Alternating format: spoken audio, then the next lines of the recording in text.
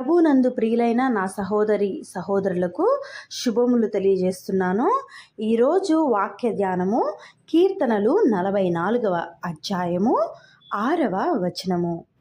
నేను నా వింటిని నమ్ముకొనను, నా కత్తియు నన్ను రక్షింపజాలదు.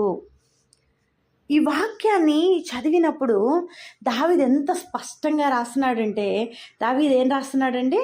నా వింటిని నమ్ముకొనను, నా కత్తియు నన్ను రక్షింపజాలదు.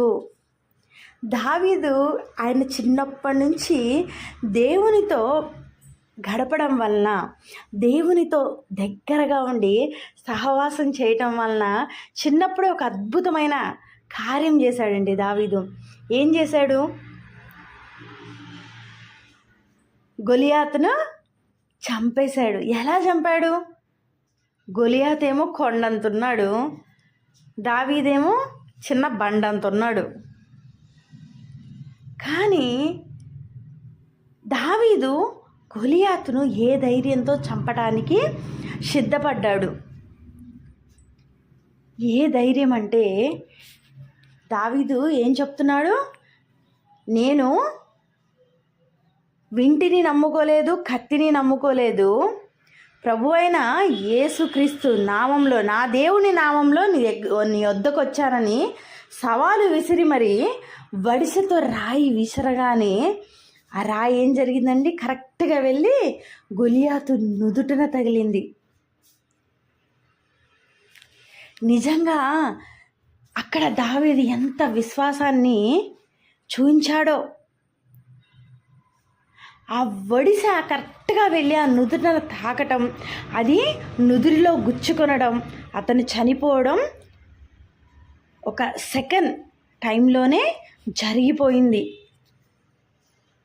ఎన్నో రోజులు సౌలు రోజు పిలుస్తున్నారంట, వాళ్ళని పంపి వీళ్ళని పంపి, మీరు ఎవ్వరు లేరా, అసలు మీకు గెలవలేరు, అది ఇదేని ఎన్నో మాటలు అనమాట. గొలియాతు వైపోలు ఎన్నో మాటలు అనుకుంటూ సౌలుని హింసిస్తుంటే, సౌలు ఏమీ చేతగాక తన గుడారంలో ఉన్నప్పుడు దావీదు దేవుని నామము ధరించుకొని గెలిచాడు.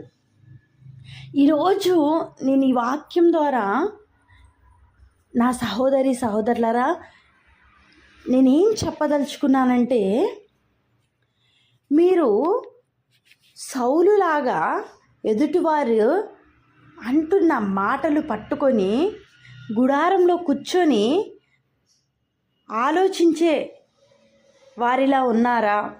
లేకపోతే దావీదులాగా సమస్య వచ్చినప్పుడు దేవుని నామాన్ని ఎత్తిపట్టుకొని ప్రార్థన చేసి సమస్యను, ఆ సమస్య వల్ల వచ్చిన బాధల నుంచి విడుదల కలిగించుకునే వారిలా ఉన్నారా? ఈరోజు దావీదు ఏమంటున్నాడు? నేను నా వింటిని నమ్ముకొను, నా కత్తియు నన్ను రక్షింపజాలదు. ఈరోజు నిన్ను, నీ కుటుంబాన్ని, నీకు సంబంధించిన ప్రతిదాన్ని నువ్వు ఎందుకు రక్షించుకోజాలలేకపోతున్నావు, ఎందుకు ఇబ్బందులకు గురవుతున్నావు అంటే, నువ్వేం చేయలేకపోతున్నావు? దేవుని నామాన్ని పట్టుకొనలేకపోతున్నావు. నిన్ను నువ్వు నమ్ముకుంటున్నావు, నీ జ్ఞానాన్ని నమ్ముకుంటున్నావు. ఈరోజు దేవుడు నీతో మాట్లాడాలి అనుకుంటున్నాడు. నీతో మాట్లాడాల్సిన ఒకే ఒక్క మాట ఏంటో తెలుసా? నువ్వు నిన్ను నమ్ముకోవడం కాదు, నువ్వు మనుషుల్ని నమ్ముకోవడం కాదు, నువ్వు నీ జ్ఞానాన్ని నమ్ముకోవడం కాదు, కానీ నువ్వు నన్ను నమ్ము, నన్ను వెతుకు. నువ్వు ఎప్పుడైతే నన్ను వెతుకుతావో నువ్వేం చేయాలనేది నేను బోధిస్తాను, నువ్వేం చేయాలో నేను చెప్తాను. నీ ముందర ఉండి నేను మార్గము సిద్ధపరిచి నిన్ను నడిపిస్తాను. ఇవన్నీ జరగాలి అంటే మొదటగా నువ్వు నా దగ్గరికి రావాలి, నువ్వు నన్ను నమ్మాలి. నీకున్న జ్ఞానము కానీ, నీకున్న తెలివితేటలు కానీ, నీ చుట్టూ ఉండే గొప్ప గొప్ప వ్యక్తులు కానీ ఈ పని చేయలేరు. నేను నమ్మిన నా దేవుడైన యేసయ్య మాత్రమే ఈ పని చేయగలడు. ప్రతి పరిస్థితిని ఆయన కంట్రోల్లోకి తీసుకొని రాగలడు. అని నువ్వు ఎప్పుడైతే నమ్ముతావో అప్పుడే నువ్వు నీ జీవితంలో సఫలీకృతమవుతావు.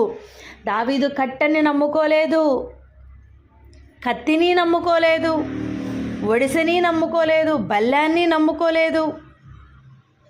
దేవుని నామంలో ఏమండి, కొండంత గొలియాతున్నాడు, బండంతేమో దావీదున్నాడు. ఆ దానికన్నా చిన్న రాయినిది, అంతకంటే కూడా చిన్న రాయిని తీసుకొని ఆ కొండంత గొలియాతును చిన్న రాయితో ఒడిసలో వేసి కొట్టి చంపాడు.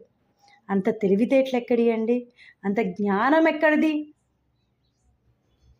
నువ్వు లోకానుసారంగా వెళ్ళి లోక జ్ఞానంలో నేనే గొప్పని ముందుకు వెళ్తున్నావు కాబట్టి ఓడిపోతున్నావు.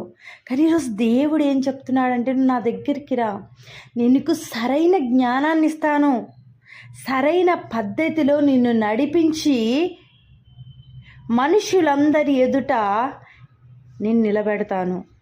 నువ్వు చేయవలసిందల్లా పూర్తి విశ్వాసం నా పైన ఉంచు, పూర్తిగా నన్ను అనుకో. ఈ రోజుల్లో విశ్వాసులు చేసే పెద్ద తప్పేంటంటే అండి, there is no connection with God. దేవునికి మనుషునికి మధ్య కనెక్షన్ అనేది లేదు. అసలు ముందుగా దేవుడు ఏం చెప్తున్నారనేది వినడానికి కూడా ఒక విశ్వాసి సిద్ధంగా లేడు. ఎంతసేపటికి వాళ్ళ జ్ఞానం, వాళ్ళ ఆలోచనలు, వాళ్ళే తప్పేది రైట్ ఏది డిసైడ్ చేసుకుంటారు, వాళ్ళే ప్లాన్స్ వేసుకుంటారు, వాళ్ళే యుద్ధం చేసుకుంటారు. అందుకే ఓడిపోతున్నారు, అందుకే గెలవలేకపోతున్నారు, అందుకే పడిపోతున్నారు విశ్వాస జీవితంలోంచి కూడా. నువ్వు చూచిందేది నిజం కాదు, నువ్వు విన్నదేది నిజం కాదు, నువ్వు అబద్ధమా నిజమా అన్న డిసైడ్ చేసింది కూడా నిజమా అబద్ధమో కూడా నీకు తెలియదు.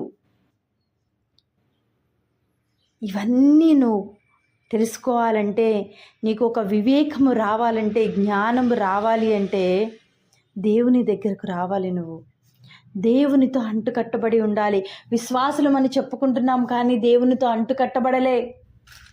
చాలామంది చాలా క్వశ్చన్స్ వేస్తారు దేవుణ్ణి, నువ్వు అది చేయలేదు, ఇది చేయలేదు, నేను నిన్ను నమ్ముకున్నాను, నువ్వు నమ్ముకున్నా అని చెప్తున్నావు కానీ, నమ్మినట్టు యాక్ట్ చేస్తున్నావు కానీ, ఇంకా నీ సొంత ఆలోచనలో నువ్వే ఉన్నావు, నీ సొంత పాపంలో నువ్వే ఉన్నావు, నీ సొంతంగానే నువ్వు మనుషుల్ని ప్రేమించుకుంటున్నావు, నీ సొంతంగానే అన్నీ వెలగబెడుతూ మళ్ళీ దేవుడు ఏం చేయలేదని మాట్లాడతావు. నేను ఈరోజు నువ్వు దేవుని అనేక ప్రశ్నలు ప్రశ్నిస్తున్నావు కానీ ఈరోజు నేను నిన్ను ఒక ప్రశ్న వేస్తున్నా. దానికి నిజంగా నీ దగ్గర సమాధానం ఉంటే నిజంగా నువ్వు దేవుడితో ఉన్నట్లు.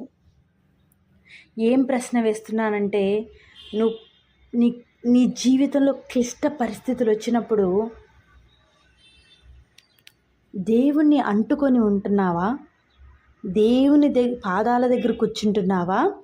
లేకపోతే ఆ పరిస్థితికి తగిన ఎవరో పర్సన్ చేస్తాడని ఆ పర్సన్స్ దగ్గర కురుగుతున్నావా? లేకపోతే ఆ పరిస్థితి వచ్చి ఎవరైతే కల్పించారో వాళ్ళ మీద నిందలేస్తున్నావా? నువ్వు ఒకవేళ దేవునితో కనెక్ట్ అయిన వ్యక్తివైతే దేవుని దగ్గరకు వస్తావు. ఈ పరిస్థితి గురించి మొదటగా మనుషుల దగ్గరికి వెళ్ళవు, మనుషులు చెప్పే మాటలు కూడా వినవు. ఈరోజు ప్రతి విశ్వాసికి, క్రైస్తవుడు అని పేరు పెట్టుకున్న ప్రతి ఒక్కరికి ఈరోజు నేను చెప్తున్నానండి, దేవునితో అంటు కట్టబడి ఉండండి. దేవునికి మీకు కనెక్షన్ ఎప్పుడైతే కరెక్ట్గా ఉంటుందో మీ ప్రతి పని సజావుగా సాగుతుంది. అన్నిటికంటే ముందుగా మీరు మీ మనసులో సమాధానం కలిగి ఉంటారు, మీ జీవితంలో సమాధానం కలిగి ఉంటారు, మీ కుటుంబంలో కూడా సమాధానం కలిగి ఉంటారు. నువ్వు గుర్తుపెట్టుకో, నువ్వు సమాధానం కలిగి లేవు అంటే నువ్వు దేవునితో లేవు. నువ్వు తొందరపడుతున్నావు అంటే నువ్వు దేవునితో లేవు. నువ్వు కంగారు పడుతున్నావు అంటే నువ్వు దేవునితో లేవు. పరిశుద్ధాత్మ యందలి సంతోషంతో ఉంటాడండి. ఒక మనిషి దేవునికి కనెక్ట్ అయితే జరిగే ప్రతి ఒక్క విషయాన్ని దేవుడు వాళ్ళకు బయలుపరుస్తాడు. ఏది తప్పు ఏది రైట్ అని బయలుపరుస్తాడు. ఏది ముందుగా జరగబోతుందని బయలుపరుస్తాడు. శోధనలో పడకుండా బయలుపరుస్తాడు.